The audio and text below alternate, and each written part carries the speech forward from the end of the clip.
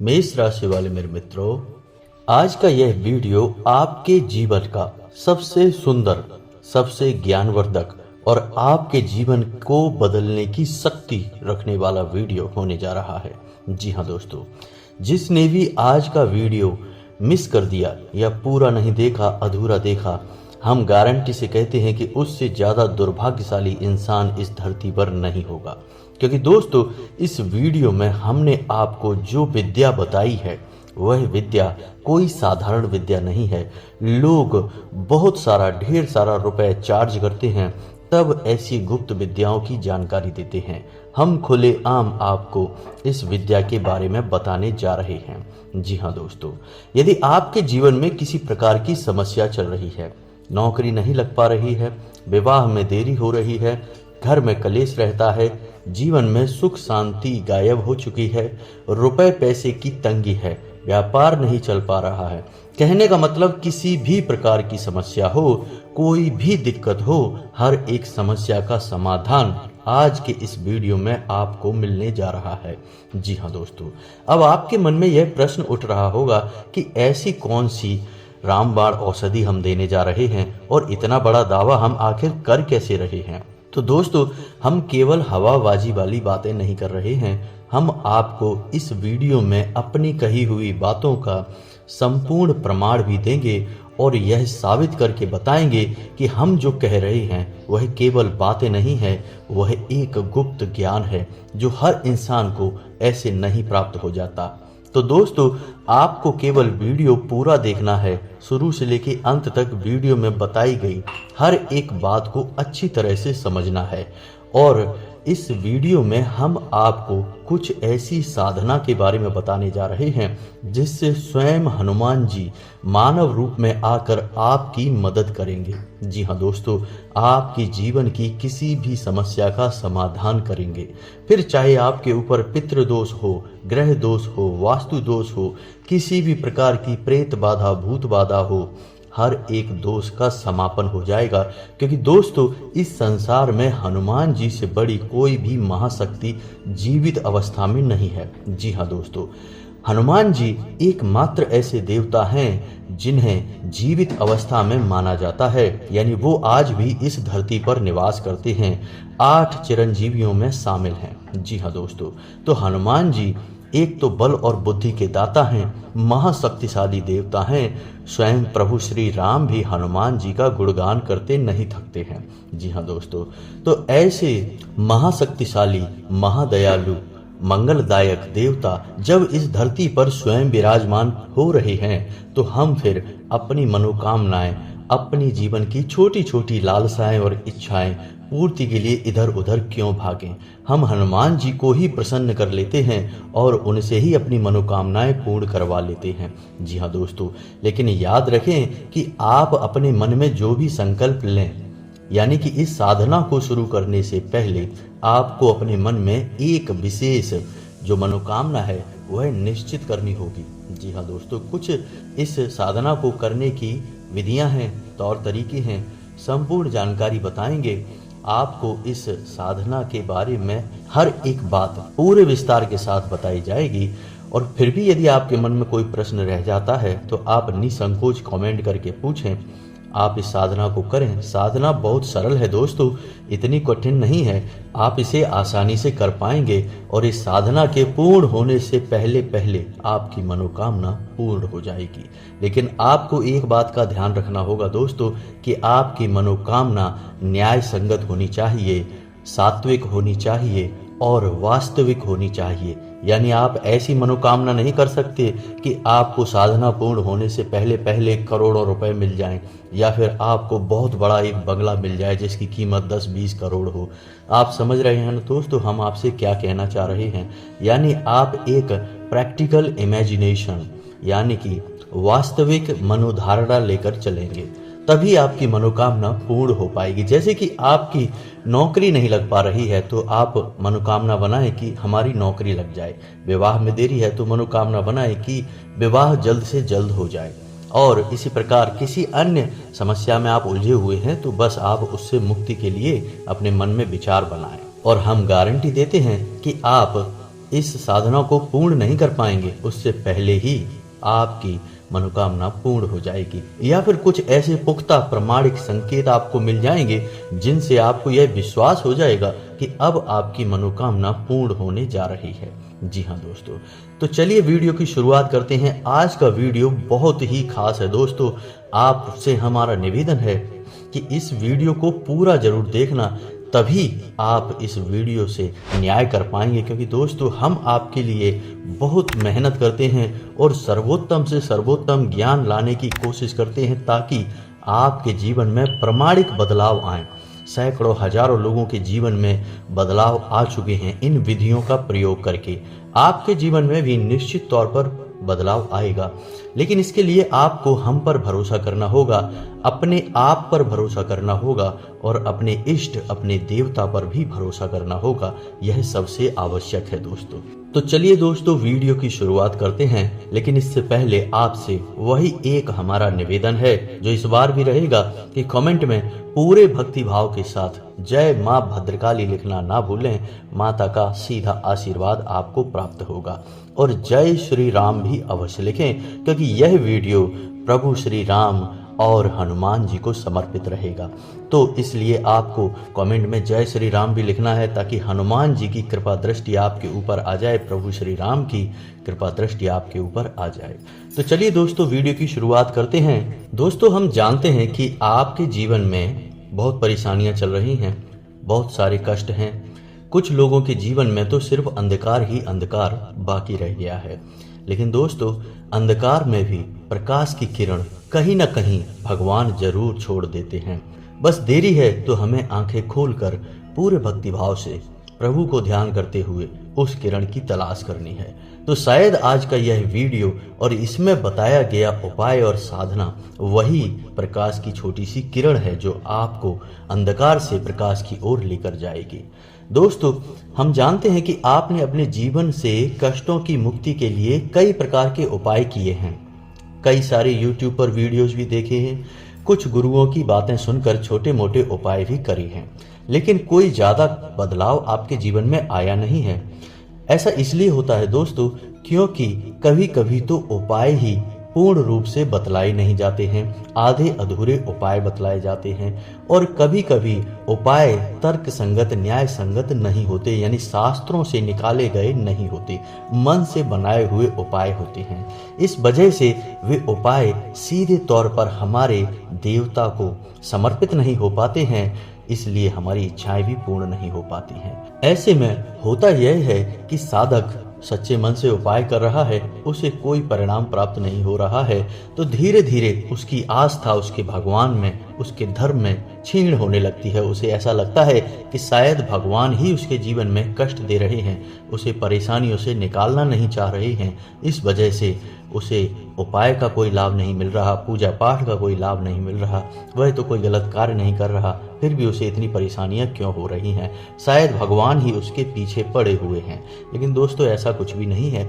यदि आप सही तरह से उपाय जान लें, संपूर्ण उपाय पूरी विधि विधान के साथ लागू करें, तो आपके जीवन में बदलाव निश्चित ही आएंगे। इसे आप ऐसे समझ सकते हैं कि यदि आप किसी अच्छे डॉक्टर के द्वारा बताई गई दवा को भी ठीक तरह से उपयोग नहीं करेंगे, यानी सही समय पर सही दवाई नहीं लेंगे, उल्टी सीधी दवाइयाँ खाएंगे, तो बेशक वही दवाइयाँ होंगी लेकिन आपके ऊपर उनका प्रभाव उतना अच्छा नहीं होगा जितना कि सही नियम संयम से ली गई दवाइयों का होता। तो वैसा ही कुछ आपके जीवन में भी हो रहा है। तो दोस्तों आज का यह वीडियो हनुमान जी को समर्पित है।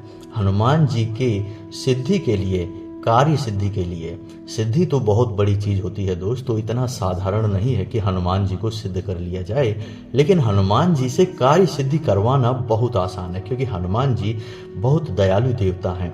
भगवान भोलेनाथ के बाद यदि कोई सबसे पहले प्रसन्न होता है तो वह स्वयं हनुमान जी ही हैं, और हनुमान जी तो हैं ही शंकर सुवन, यानी कि शंकर के पुत्र, उन्हें शंकर का ही स्वरूप माना जाता है। इसीलिए हनुमान जी बहुत जल्दी प्रसन्न हो जाते हैं। तो हनुमान जी का यदि कोई उपाय पूरे विधि विधान से कर लिया जाए तो हनुमान जी बड़ी जल्दी ही कार्य सिद्धि करवा देते हैं। तो अब आपको वीडियो में बताई गई हर बात को ध्यान से समझना है। दोस्तों, सबसे पहले हम बात करेंगे इस उपाय को करने की कुछ सावधानियों के बारे में। जी हाँ दोस्तों, यह उपाय 21 दिनों तक चलने वाला है और इन 21 दिनों में आपको पूर्ण रूप से सात्विक जीवन को अपनाना है। यानी कि आपको सबसे पहला काम जो कि आप अक्सर करते रहते हैं और वह है क्रोध, यानी आपको क्रोध नहीं करना है, किसी पर भी गुस्सा नहीं होना है।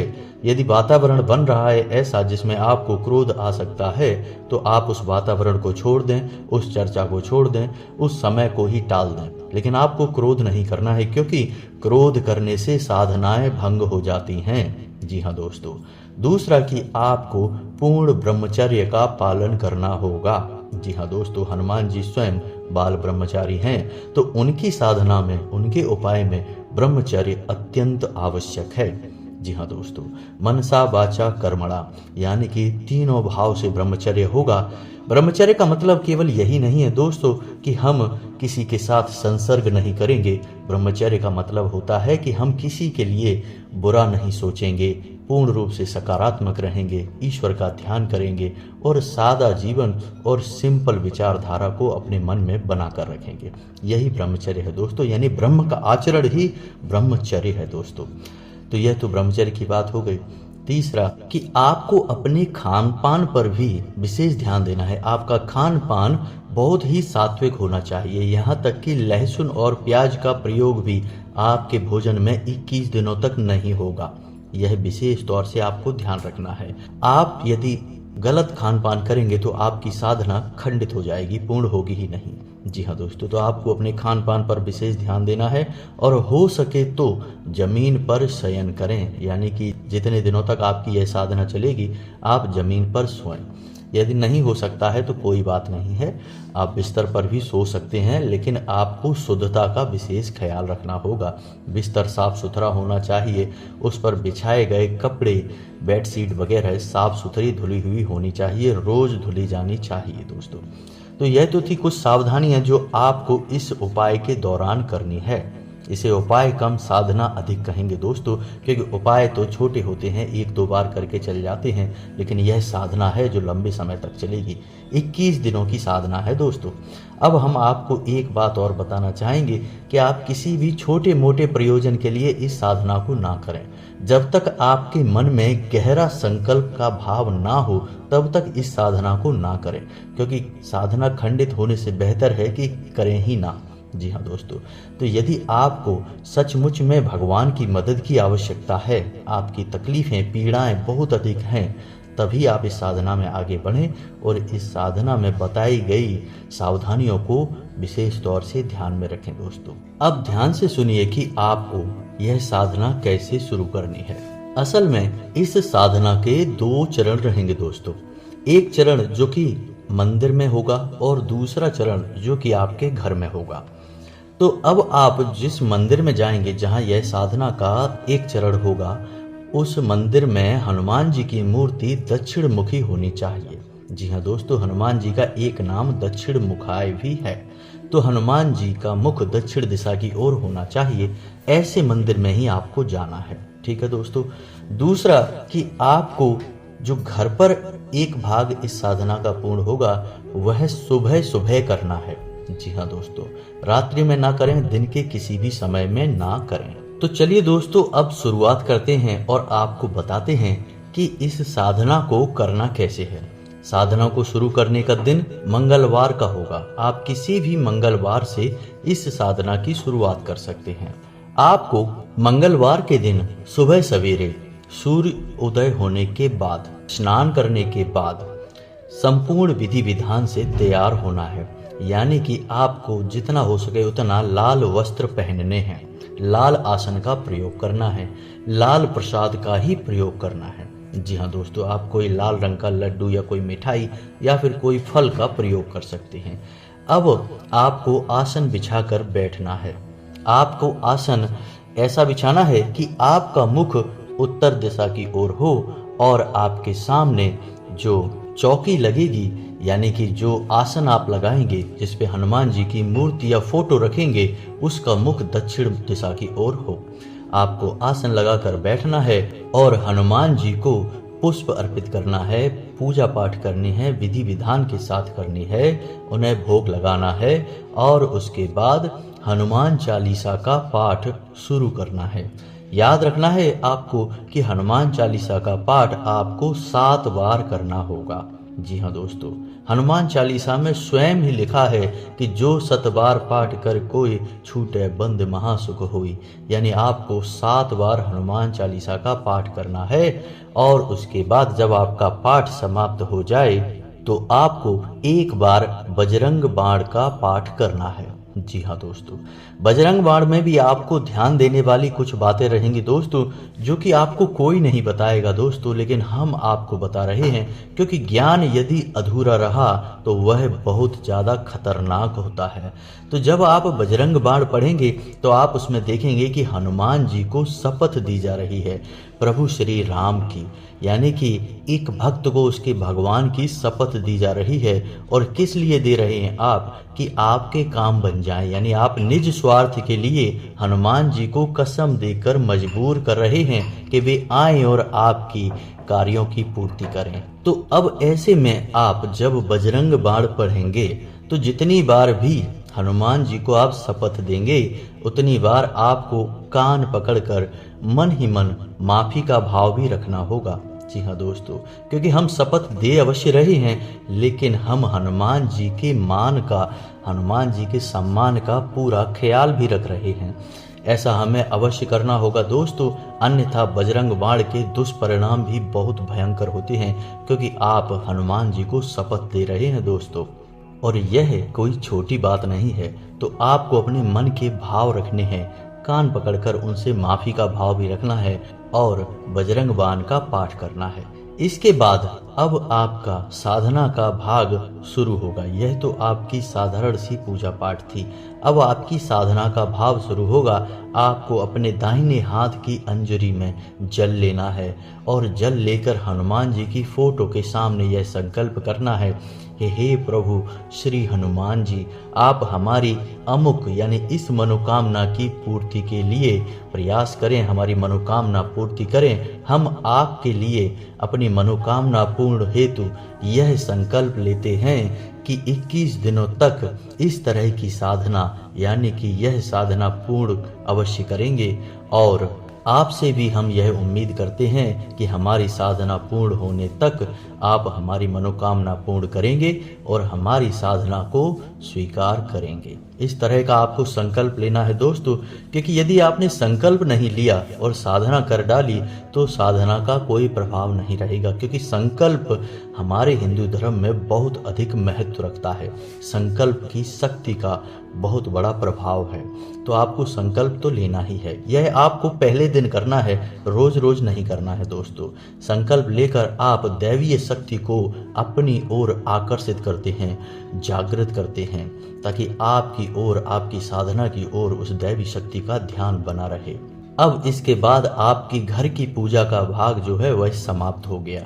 अब आपको शाम का इंतजार करना है, यानी रात्रि के 9 बजे के आसपास आपको हनुमान जी के मंदिर में जाना है और वहां पर गाय के घी का एक दीपक जलाना है। अब आपको दीपक जलाते समय यह ध्यान रखना है कि दीपक आटे का बना होना चाहिए और आप उसे घर से बनाकर लेकर जाएंगे।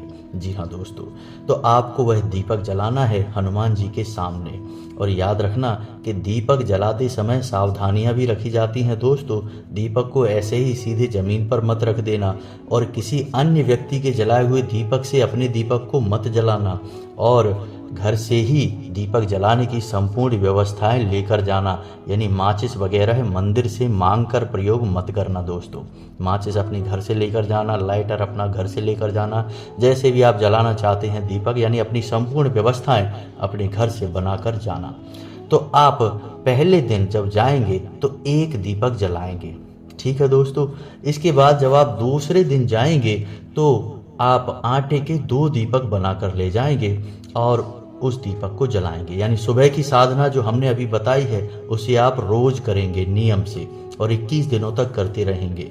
और उसके बाद शाम के समय आप दीपकों की संख्या एक एक करके बढ़ाते चले जाएंगे। जी हाँ दोस्तों, ऐसा कार्य आपको रोज करना है। यानी तीसरे दिन 3 दीपक, चौथे दिन 4 दीपक, 5वें दिन 5 दीपक। इसी प्रकार 11वें दिन 11 दीपक और 12वें दिन 10 दीपक और 13वें दिन 9 दीपक। समझ रहे हैं ना दोस्तों आप। ऐसे करते करते 21वें दिन फिर से एक दीपक रह जाएगा और वह आपकी साधना पूर्ण होने का दिन होगा। हम उम्मीद करेंगे कि इससे पहले पहले आपकी यह जो मनोकामना है पूर्ण हो जाएगी। लेकिन दोस्तों अभी ध्यान रखना, अभी आपकी साधना का भाग पूरा नहीं हुआ है। जब आप हनुमान जी के मंदिर जाएंगे, दीपक जलाएंगे, तो आपको एक पाठ वहां पर और करना है। और वह पाठ क्या है? वह है श्री हनुमान कवच का पाठ। जी हाँ दोस्तों, श्री हनुमान कवच बहुत ही शक्तिशाली है। अब इसके बारे में आप सुनेंगे तो आप भी रोमांचित हो उठेंगे दोस्तों। जी हाँ दोस्तों, आप हनुमान चालीसा पढ़ते हैं या फिर तुलसीकृत रामायण पढ़ते हैं, उसे श्री गोस्वामी तुलसीदास जी ने रचित किया था। लेकिन यह हनुमान कवच आपको आश्चर्य होगा जानकर कि स्वयं प्रभु श्री राम ने रचित किया था। यानी उन्होंने स्वयं इसे लिखा था और गाया था। कब गाया था? जब प्रभु श्री राम का युद्ध रावण से होने जा रहा था, तब स्वयं प्रभु श्री राम ने हनुमान कवच का गायन किया था और लेखन किया था। तो अब आप समझो कि इस कवच की कितनी अधिक शक्ति है। यानी जिसे स्वयं प्रभु श्री राम ने लिखा हो, रचित किया हो, आपको उस कवच का पाठ करना है। अब आप समझिए कि हनुमान जी पर कितना अधिक इसका प्रभाव रहेगा।